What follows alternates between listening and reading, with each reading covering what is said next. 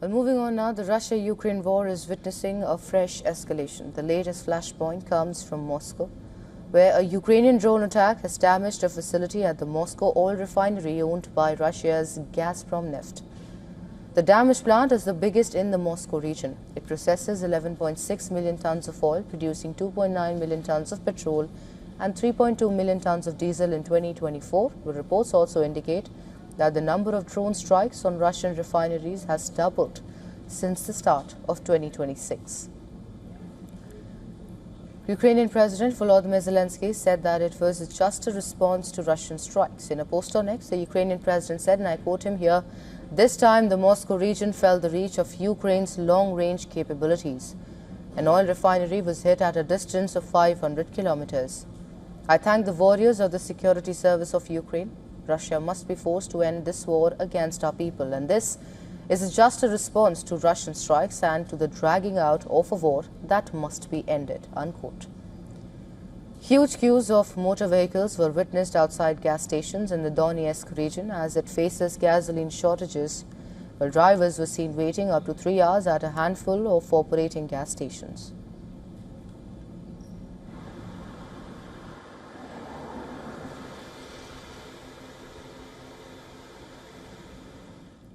Meanwhile, room for diplomacy over the Russia-Ukraine still prevails. World leaders gathered at the G7 summit in France. The war in Ukraine dominated the discussions. President Zelensky met his French counterpart Emmanuel Macron to push for stronger air defenses and renewed diplomatic efforts to end the war. Trump, on the other hand, said Russia should make a deal with Ukraine. Now, this comes after he met Zelensky on the sidelines of the summit. Both leaders are slated to meet once again later during the summit.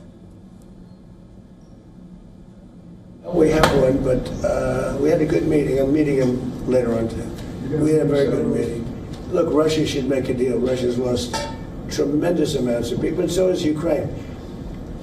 Last month, they lost 35,000 soldiers between the two.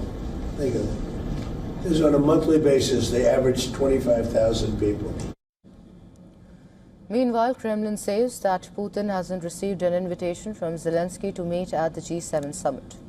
Kremlin further calls on Zelensky to meet for this meeting. Of course there wasn't.